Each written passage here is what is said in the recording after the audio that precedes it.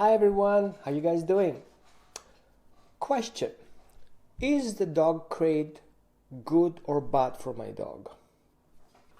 I had this question yesterday because I suggested a client to start implementing the dog crate to control the dog's excitement, and the people were like, no, I don't put my dog in my crate, no way.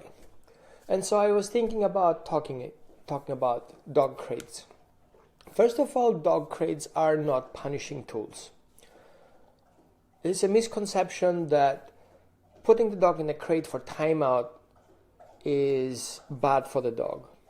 Let's see a little bit from the emotional part. When dogs are born, the female, like the mother of the dogs, basically create a den-like environment. Cozy, nice and soft, protected, very important, protected environment. So dogs basically have only one exit, okay?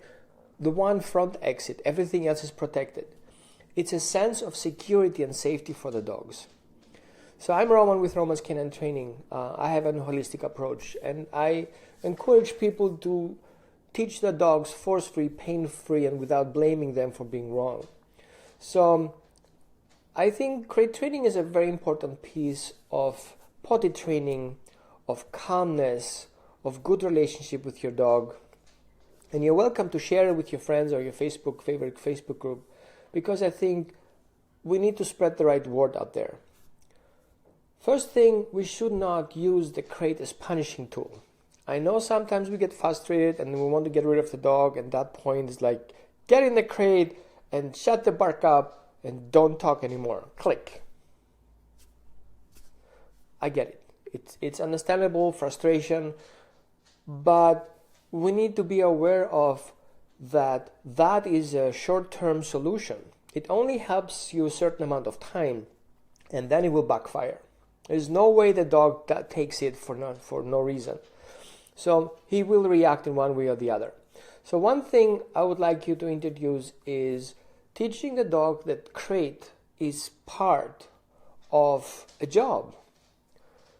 But you have to come from a perspective that the crate itself is a safe place to be.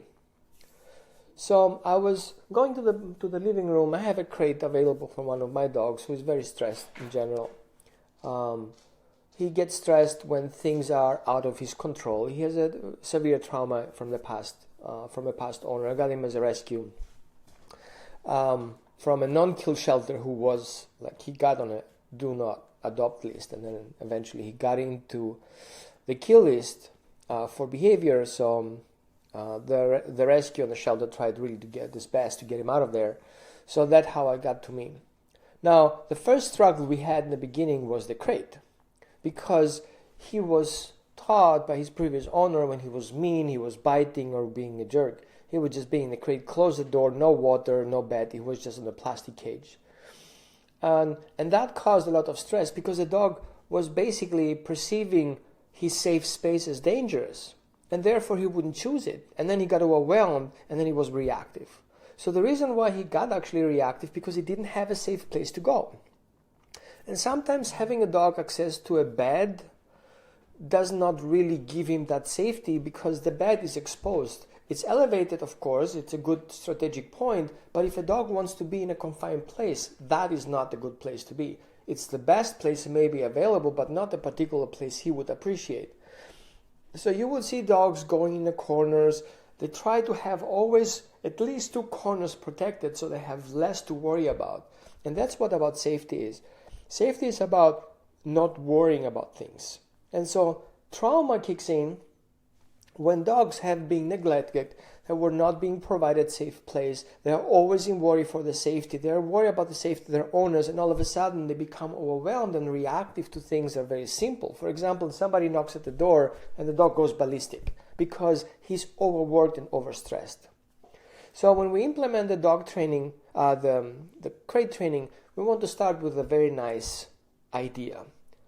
Free will to enter the crate. So what I usually do is I take some treats and I start doing a fetch game in the house. Okay? The first exercise is go get the treat. I agree, Margaret. Many people says crating is cruel. I understand the concept because there is an idea that it's a cage, it is a prison, it is confinement. Yes, well, our car is a prison, our office is a prison. There is only one door out. Where in the car we have 5 doors, we can only go out of one. So from a cage we would call home. It's a nice home, it's a nice cage, right? A nice den. We get in the car in another crate, and then we go to the work in another crate, and basically we're moving from crates to crates. How would you feel just laying down in the center of the parking lot and just chilling out? You can't, because you're not protected. Why do we need a house over our head? Because we feel safe over the nature. So that's where the crate comes in. So it really comes down what the handler and owner understands of a crate. Is it a prison or is it a safe place to be? Okay? Now, correct, Hannah, there are sometimes we have our own emotions. I'm not judging these emotions because I have been in that same thing. I didn't like my dogs to be in the crate. But over the years I recognize there are dogs who need the crate. They love it. An example is here, T-Bone basically. He can have his bed, he can have his couch, he can have his floor. Sometimes he really chooses the crate to go into because he's just protected and isolated. Sometimes we need that. So back to the crate training. So what I create the dog's prey drive. I rise the prey drive a little bit. I start tossing some treats in different directions and I call the dog, go get it. Okay? In that context, the dog goes into a prey drive. His emotions are, go get that treat, that's the reward. And then I start tossing the treats near the crate so the dog runs to the crate. And associate that approaching to the crate as not a problem. Even if dogs who have trauma with crates and are confined or eventually neglected in crates, usually all these dogs who came from breeding facilities have a crate trauma. Okay, it makes absolute sense. They have separation anxiety, crate trauma, you name it, they have it. Now, in that case, we disconnect the dog of the fear of approaching the crate. And then we can once in a while toss a crate deeper, make sure the door is wide open and the dog can go in and out. So there is a process of the dog getting in the concept to go into that crate. Going into the crate is what we want to encourage. So the dog, the way they perceive their environment is in boxes. So imagine that way we have a box. Exactly, Hannah, we do a crate game. So the dogs have kind of like a three-dimensional thinking. It's my space and the surrounding. So when the dog, for example, you have an open space kitchen, right? So the dog recognizes that as a whole space. So we see the kitchen, the living room division because we have a table in between, but that the dog doesn't perceive. He perceives, how do I conceal that as a safe place? Okay? Now, a bedroom is a clear exit, has a door. For the dog to exit the bedroom and going into the hallway, his mindset is, I'm leaving the safe place, I'm going into the next space. And so the process from the dog is secure the safety and explore the non-safe place. It's kind of like you're exiting the airport, you're coming with a plane, the door opens, and the first thing you do is you check your surroundings, see where did we land. Okay? So that experience, do I trust exiting the plane? Yes. Good. So I walk forward. Okay? So the concept has a dog the same way, is he wants to secure that where he leaves the safety behind, he enters a safe place. And the mind switches. So when the dog enters the crate, his mind switches, I'm leaving my safe environment and I'm going into a space that I have no clue how to get out. So the dog has to understand that if he gets in, he has a way to go out. And if he gets in, he's not in harm. So you have to be very careful of that because you don't want to intervene or encourage the dog to do something without his own free will. So the moment the dog has the concept to walk into the crate and touch the treat and explore the treat and takes the treat, this is where you need to be quiet. You don't talk. It's the own dog's experience to explore that as a safe place. So what you will see is his back legs will be stretched, and his front legs and his head will try to go into the crate, try to find the treat. Maybe I can pick it out with the crate with the tongue without touching the inside floor. So if you add something to that, you make yourself responsible for whatever happens next. And you don't want that. You want the dogs to have his own experience. Okay? So as a parent, back off. Let the dog has his own experience as long as you're secure that that experience has a positive outcome. So once he recognizes that touching that treat is safe, he will try it again. It will be confirmed. And again and again. Because if there is a bad experience in the background, emotionally, that experience will overrule whatever happens now. And what we want to create is we want to create an amount of safe experiences that will override the past. It's kind of create an emotional critical mass. Does that make sense? So once the dog recognizes that having that treat taken out is kind of like a safe thing. Yeah, exactly, Barbara. I just had that example. So once the dog recognizes that that's a safe access, somebody did it here. Meanwhile, we're having a guy ate all the treats from the crate.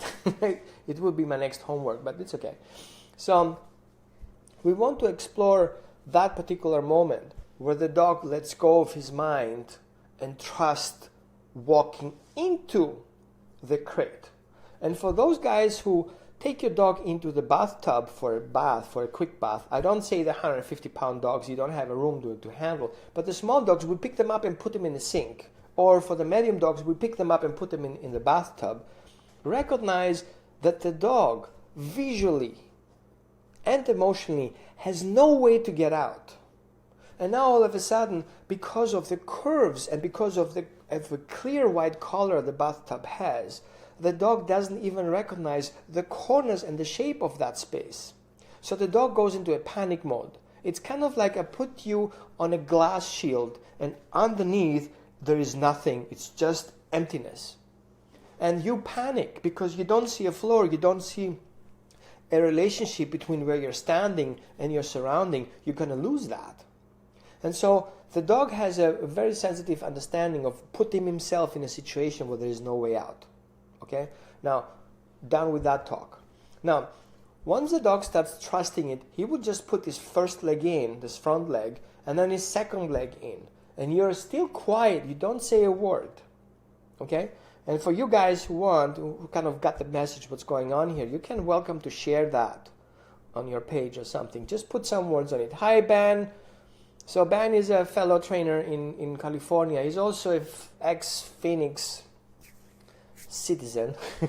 So he's coming in and out. So welcome on the show here. And then once the dog recognizes that that's also a safe place to put my feet in there, he will trust that.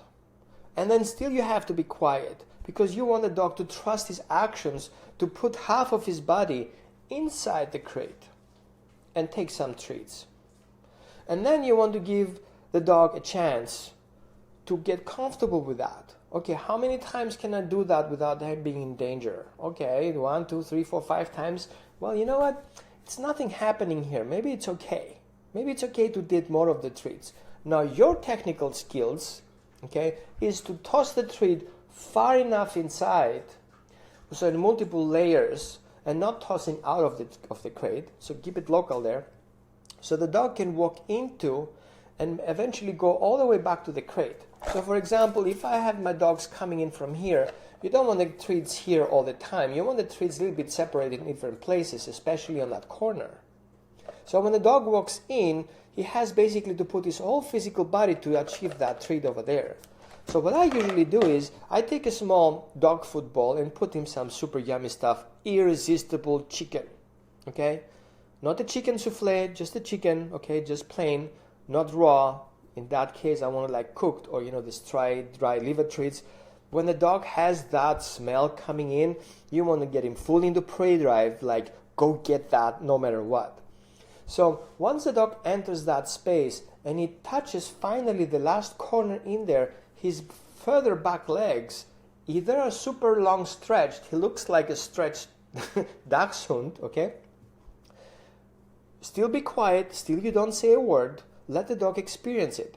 And once the dog puts his real legs also into that space, but you're still quiet, because now you have to confirm that. So dogs are opportunistic scavengers. They are not mathematical artists. They cannot predict mathematically what's going to happen next. So what they do is they test situations. And if there's an opportunity, how often is that opportunity? Is it like temporary, or can I consider it safe? And if I consider it safe, how safe is it? So the opportunity, if it happens again and again in a certain amount of time, it becomes a safe place. So if my dog gets these treats for 10, 15 times in a row, it's considered safe. Well, it's always a treat there. It is always safe. If you continue that for a month, that will be forever. The concept of the dog being in that concept and everything is safe for a month, that is being considered and being programmed into the dog. That's a safe place. It always works. Like for a month, every day I've been there, there's always something good. Guarantee you, dude, that works.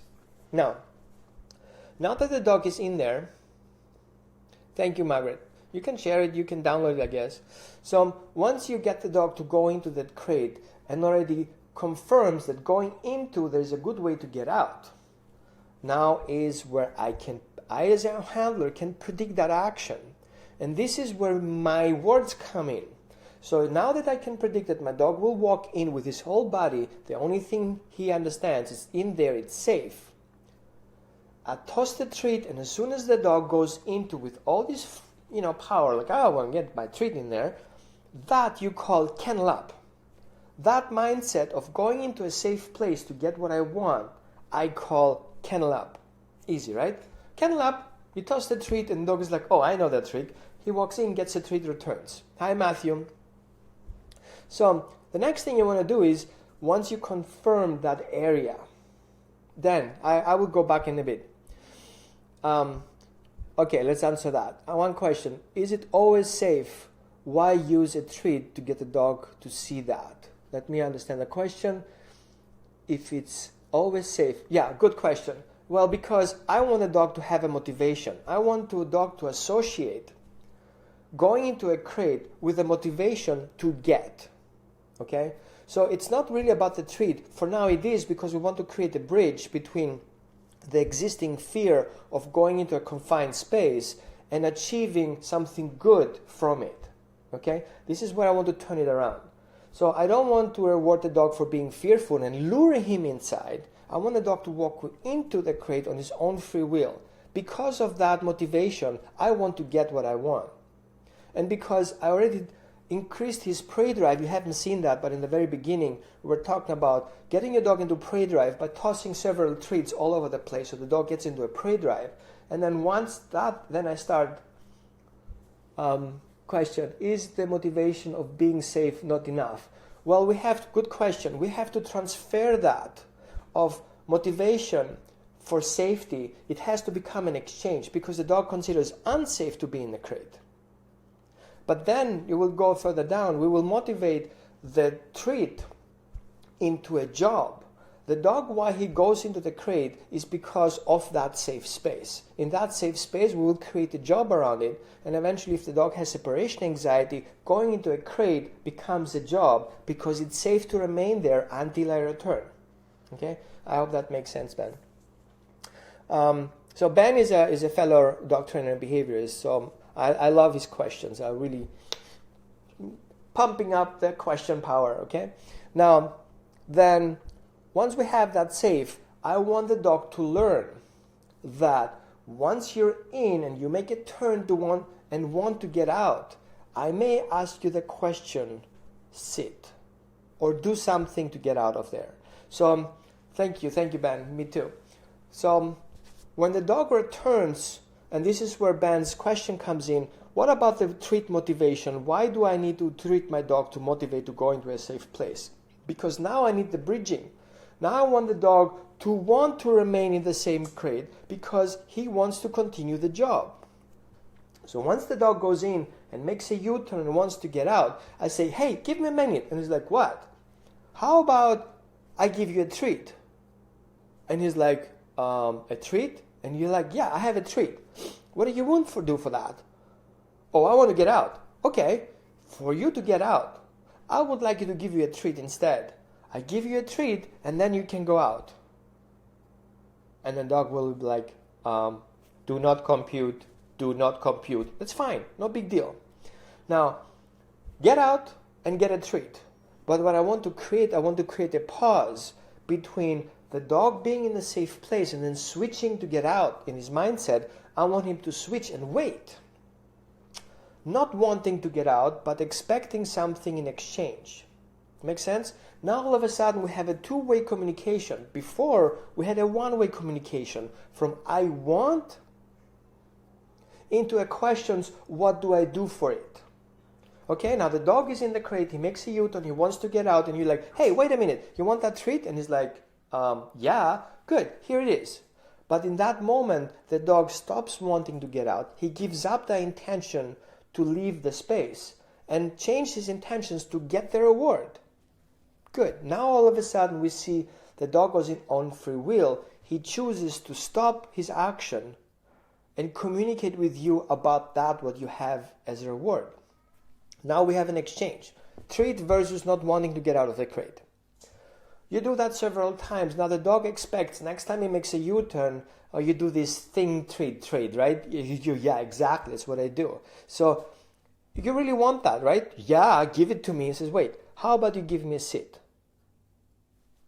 I can do that. Good. I'm waiting. So once the dog, Yasu Mihaly from Greece, Michael is from Greece.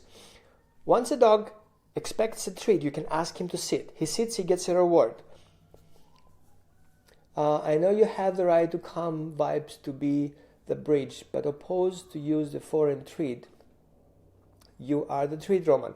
Yes, I agree with that. But the reason why he trusts, hi Steve, the reason why he trusts me to help him into that grade and take the treat from there, because I am a source of safety.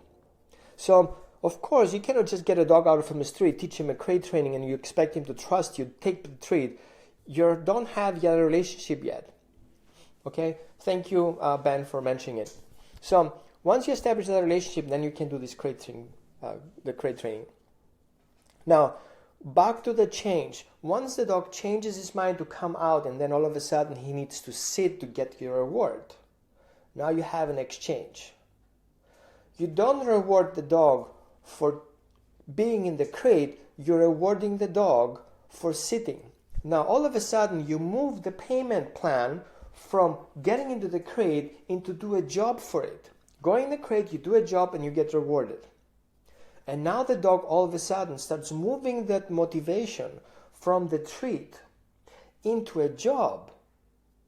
Okay? Now the next thing you want to do into this context, don't try that one day. So that will be over a period of time of 2 or 3 days. Maybe faster, but it depends on your dog. You cannot push that agenda. It's the dog's choice to feel comfortable. It takes you 1 day, cool. It takes you 5 days, that's fine. It takes you a week, well, it's considered a problem. A week is kind of too long, but you know what I mean. You can do it in 1 day, the whole thing. That's fine too, but don't push it, okay?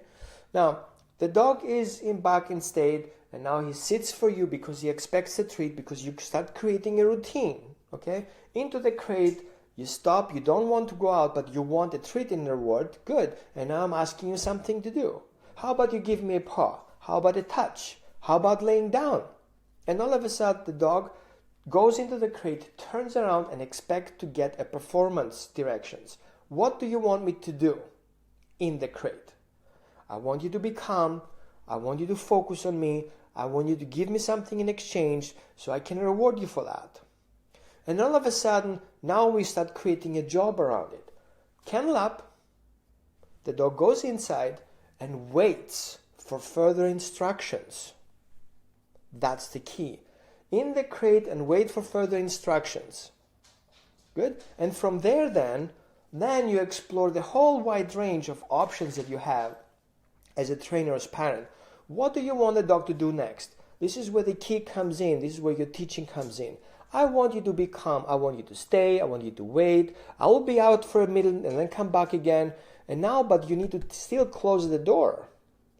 Now, once you touch the door, the dog will recognize that that thing is going to close now. And all of a sudden, from a happy, funny dog, all of a sudden you're like, uh-oh, oh my God, you locked me in. And you're like, whoa, not big deal, because you don't do it like that. What you do is basically, you go on the side of the crate and you offer a treat through the crate. So the dog moves away from the exit into the side. And while the dog turns his head from the exit into the side, he's unfocusing from the exit and focusing on your treat. This is a good time to close the crate. Okay, close the crate. And then continue giving him treats from the side. And ask him to do things from the side. Like, how about sit? Like we did before, like with the door open. Now we can do it from the side. You want the dog to unfocus from wanting to get out because you touched the door into wanting the treat instead.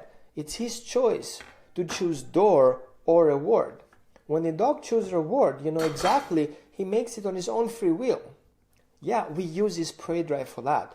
So what's wrong with it? Okay, we do dirty jobs for money. I hope not, but I'm just saying. So now, before you open the door again, you continue asking the dog to sit. Because the reason why you open the door is because your dog performs. You're just helping the dog out of the crate that he thinks he's confined. And so through that action, you basically tell the dog, for me to open the door, I would like something in exchange. Give me something. And he's like, I know how to sit. Perfect. Open the door, get your dog out because he's set. Now he recognized that for him things to happen in that crate, he needs to do things in exchange. So you get in, you get out. To go in, you have to do a job. To get out, you have to do a job. And that job, then you can modify. You can tell the dog, sit down and stay, chew on your bone, and I'll come back and open the door for you in a couple of minutes. Okay? Now, teach the dog that he can go out anytime he wants. So don't lock the door and walk away. Just be with the dog, having that experience of you cannot go immediately outside, but you can soon get outside. I know that you want to go out, but I need you something to do in exchange. You sit, you stay, you wait, and then I will open the door and you can go out. It's not that easy. The way to get out is because of you making the right choice. And now we're pushing that responsibility to the dog. Everything happens because of you. I'm just helping out here. You see, I helped you to open the door. I needed something in exchange. Done with that. And so once you're done with that part, the next thing you want to do is you want to teach him time and distance. And walk away with a closed door for a second amount of time, like a second or 2 or 3, and then return for a reward. Give him the command, stay in your crate. Walk away 3 seconds and come back and give him again a reward. What you want to create is you want to create a time factor. In that particular time, everything is safe, even if I move away in that particular time. So first you teach the dog concept of time. How long can you be in the crate? 10 seconds? Good. Now, in these 10 seconds, I can walk away and come back again. Nothing happened, right? No, I was here. I was expecting the treat. It took you 10 seconds to come back, whatever. Now, what you want to teach the dog is in these 10 seconds, you can walk away from it with a closed door and eventually disappear around the corner. So in 10 seconds, I can reward you, move away, hide behind the door, and come back again. I'm still here. Well, no deal. In 10 seconds, that happened. And now you want to expand the whole thing. Get to the crate, reward your dog, disappear for 10 seconds, and come back again. And your dog recognizes that even if you disappear behind the door, no big deal, you come again. So I don't want to expand too long, too far. I think you have enough work to do on that crate thing. Okay? So, thank you very much for joining today. If you feel it was helpful, please comment below. If you want to learn more about it, I have an upcoming class about puppy training and adult dog training. It's coming up. Check in my Facebook page. I will post them again. The next thing we have is you can find all these smart videos through hashtag holistic dog training, one word, or hashtag holistic dog parenting, one word. You just put it on your Facebook browser, just hashtag holistic dog training, and you will pop up all these videos and comments, whatever is associated with good dog parenting practices. So thank you very much for watching. I will scroll through and see if there are any questions that I missed. Thank you very much, Dan, for joining today. I love your questions. Thank you for my Greek friends joining up here. Hi, Steve. Hi, Bob. Hi, Christy. Hi, Terry. Hi, Susan. Hi, Christy. Hi, Jason. You're welcome, Sharon. Good. Thank you very much for joining, and let me know how you guys go. Bye-bye.